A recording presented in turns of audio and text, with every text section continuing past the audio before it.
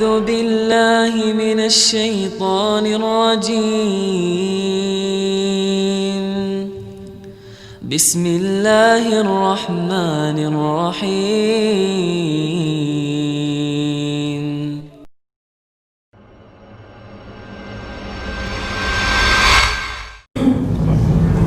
Apa perbedaan mukjizat, karamah, ma'unah, dan bagaimana pandangan Ustaz tentang karamah para wali, ulama dan kiai yang keluar dari logika seperti bisa terbang, jalan di atas air, sekedip mata bisa berada di Mekah dan lain-lain. Apakah itu dibenarkan dalam Islam Ustaz? Apa dalilnya? Mukjizat khusus untuk para nabi, khusus untuk para nabi. Kayak tadi kelebihan-kelebihan yang kita sebutkan namanya mukjizat. Kalau untuk nabi namanya mukjizat. Kalau untuk orang-orang saleh namanya karamah, dan ada karamah. Di buku kita ini sabar akan ada bahasan. Ada bahasan nanti karamatil awliya dan tipu daya syaitan. Itu salah. Jadi untuk membedakannya butuh poin-poin. Kalau saya jelaskan sekarang nanti akan panjang, gitu kan. Tapi yang jelas ada bab sendiri, pasal sendiri khusus judulnya karamah awliya, ya, dan wal tipu daya syaitan. Nanti yang kita banyak berikan contoh masalah itu. Tentu ada. Ya. Ma'unah istilah pertolongan dari Allah. Kalau ma'unah datang kepada semua orang, beriman atau kafir, Allah tolong, gitu kan. Seperti orang kalau lapar, Allah hilangkan kelaparannya, Allah berikan petunjuk, Allah hilangkan hausnya, Allah mudahkan dia tidur istirahat sehingga dia bisa bekerja, dan seterusnya. Kalau masalah tentang karamah, wali-wali yang keluar dari logika seperti bisa terbang, jalan di atas air, ini tentu kita lihat kepada perilaku-perilaku para sahabat. Kalau jalan di atas air, ada dalam perang, terjadi pada perang menembus Persia, di pasukan Sa'ad bin Abi Waqqas, tapi bukan jalan di atas air, ya. Jadi kuda mereka turun di sungai, yang sungai itu sangat dalam, dan kuda ini diketahui teman-teman tidak bisa berenang, termasuk hewan yang tidak bisa berenang, dia cuma jalan di atas air yang ada, masih ada tanah dangkal gitu. Kalau kayak sungai, kayak lautan, kuda nggak pernah turun, gitu kan.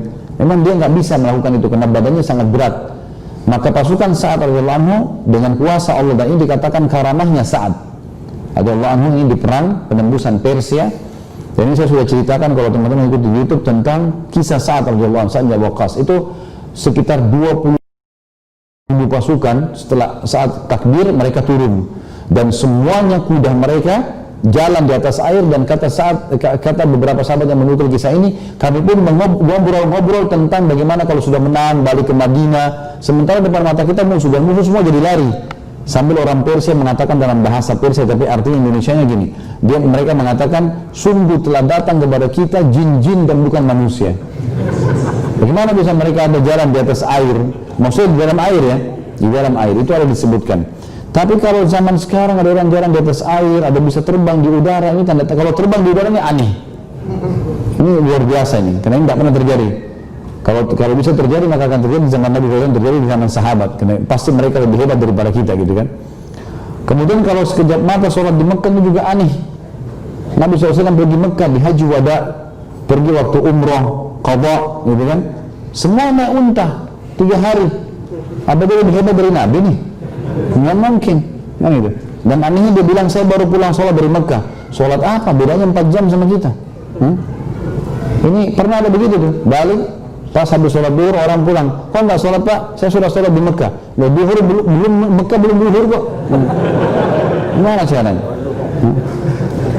Nanti kita akan bahas ini, insya Allah bahasan sendiri, ya. Kalau masalah dajjal juga akan banyak sekali jadinya kita akan sebutkan, insya Allah. Apakah mukjizat Rasulullah SAW yang berupa informasi itu sama dengan ramalan? Beda. Kalau mukjizat tidak bisa dikatakan ramalan, ya, kan? Ramalan itu bisa benar, bisa salah. Mukjizat pasti benar, nggak ada keraguan. Makanya ramal itu tidak dibolehkan kan dalam Islam. Menjadi peramal atau mendengarkan ramalan tidak ada. Tebak tangan saya, tebak mata saya, tebak ini tidak ada dalam Islam. Nah, ini beda sekali, tentu beda.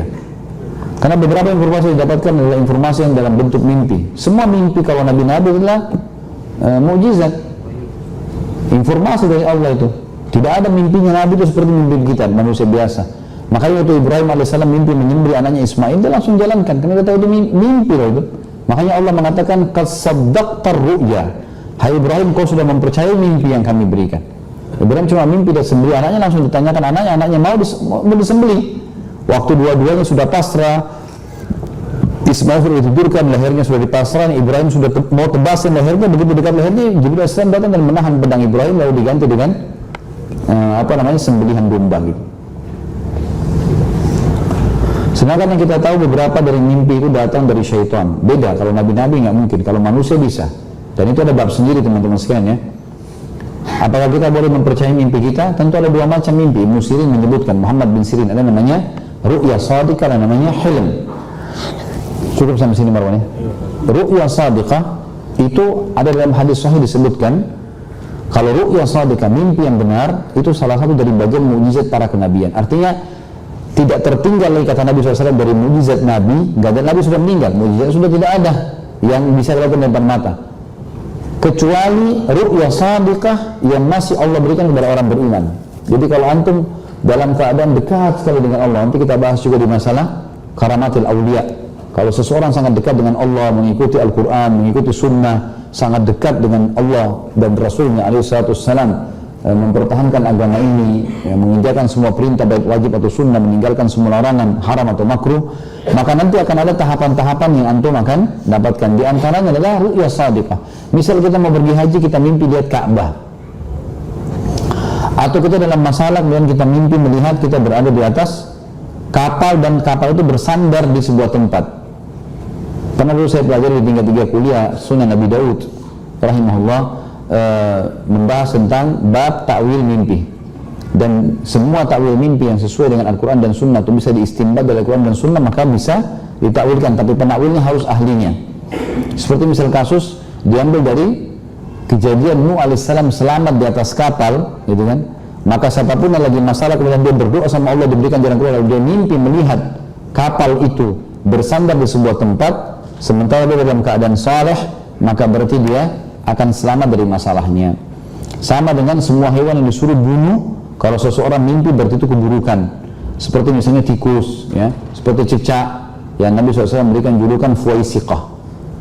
Ya, sampai ahli-ahli hadis mengatakan kalau orang mimpi tikus, misal antum istikharah mau menikah, kemudian antum mimpi tikus, atau tiba-tiba kita ibadah kepada Allah di sholat malam tertidur sebentar lalu kita mimpi tikus banyak mendekati kaki kita atau ada yang mendekati kaki kita, itu tikus maknanya dikatakan oleh para ulama ta'wil mimpi adalah takbir mimpi itu lawan jenis yang fasik atau fasiqah, ya, ada lawan jenis yang buruk yang sedang mendekati kita, ya. Itu contoh, dan banyak sekali contoh-contohnya. Tentu ada buku Muhammad bin Sirin, seorang tabi'in yang masyhur ya. Kalau anda mengikuti ceramah saya tentang indahnya menjalin hubungan dengan Sang Pencipta, di situ banyak saya ceritakan tentang kisah Ibnu Sirin, dan beliau adalah orang ahli ta'wil mimpi. Dan kita tahu Yusuf alaihissalam disebutkan tentang kemahiran dalam mentakwil mimpi, gitu kan. Tentu ini ru'ya shadiqah bagi orang beriman. Bisa ru'ya shadiqah itu datang untuk memberikan berita gembira, kayak tadi kita mau haji, kita lihat Ka'bah, kita mau bertemu dengan orang tua, kita lihat ada orang mimpi masuk ke dalam surga, kuasa Allah SWT, mimpi bertemu Nabi SAW. Sebenarnya Nabi SAW mengatakan siapa yang melihatku dalam mimpinya maka pasti aku, karena syaitan tidak akan menjelma menjadi aku. Contoh saja. Bisa juga peringatan, misal seorang beriman terjerumus dalam sebuah dosa, lalu dia mimpi dia masuk ke neraka, atau dia mimpi ada peringatan Allah datang padanya gitu. Yang kedua hilm dari syaitan. Hilm dari syaitan ini semua yang bisa saja menyenangkan orang itu atau membuatnya takut. Contoh begini, hilm itu dari syaitan kalau menyenangkan seperti orang mimpi junub, ya. Jadi antum jangan anggap itu prestasi, ya. Itu adalah waswas syaitan. Makanya Nabi SAW tidak pernah mandi junub, itu permainan syaitan, gitu kan. Atau seseorang mimpi melakukan pencurian, lalu dia gembira karena mendapatkan emas segala, gitu kan. Ini adalah gembira buat dia, tapi dari syaitan, hilm namanya. Semua pelanggaran agama, mimpi berzina, itu kan orang kalau mandi junub mimpi berzina berarti, karena dia menggauli orang lain. Atau dia mimpi mencuri, mengambil barang. Atau dia mimpi apa? Membunuh orang. Nah ini semua adalah hilm dari syaitan. Atau jatuh dari sebuah tempat yang tinggi, ya. Atau gigit hewan tertentu. Nah, hewan-hewan ini yang biasa digunakan atau yang biasa syaitan menjelma jadinya, seperti mimpi anjing hitam atau hewan-hewan disuruh bunuh seperti ular. Itu biasanya simbol-simbol syaitan, ya. Mungkin kalau orang kena sihir, biasanya dia mimpi-mimpi begini, ada banyak ular di rumahnya, ada banyak anjing hitam. Nah ini berarti ada sihir.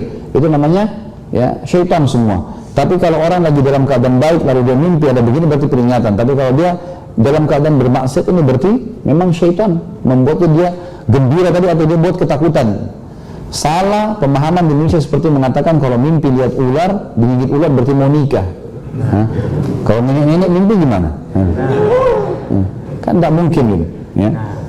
Baik, jadi ini hilm teman-teman sekalian. Tentu ada bahasan panjang tentang masalah ruqyah dan hilm. Ada bahasan, saya pernah membaca buku judulnya Ensiklopedia Mimpi. Itu tulisan Ibnu Sirin rahimahullah. Saya lupa penerbitnya apa, tapi ada salah satu penerbit di Indonesia yang telah menerbitkan buku itu. Tapi dalam bentuk kamus. Cuma saran saya tidak usah beli buku ini. Kenapa? Karena nanti antum sibuk setiap mimpi baca. Nanti seperti kamus. Tadi saya mimpi ini baca lagi. Karena itu diatur seperti kamus. Kalau mimpi A semua, mimpi lihat ayam, mimpi lihat apa, mimpi awan, mimpi ini ada semua di situ. Jadi lebih baik. Cuman kata kuncinya, antum kalau dalam keadaan bertakwa kepada Allah datang peringatan, maka itu kebaikan. Tapi kalau kita dalam keadaan maksiat, maka ini berarti dari syaitan. Gitu. Harus hati-hati, gitu kan? Dan ini juga ada caranya. Tidak boleh menceritakan mimpi pada sembarangan orang. Nggak boleh semua teman, nggak boleh kita ceritakan. Karena kata Nabi SAW, mimpi akan tertakbirkan sesuai dengan perkataan penakbirnya. Jadi kalau kita bilang saya mimpi lihat begini, teman kita bilang oh kayaknya kamu akan begini. Nah, itu bisa terjadi. Jangan diceritakan kecuali pada ahlinya.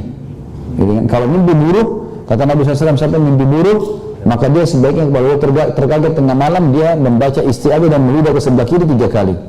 Yang menyuruh 3 kali sebelah kiri. Lalu dia mengubah posisi tidurnya dari syaitan, gitu kan? Dari syaitan. Allahu a'lam. Jadi begitulah. أعوذ بالله من الشيطان الرجيم بسم الله الرحمن الرحيم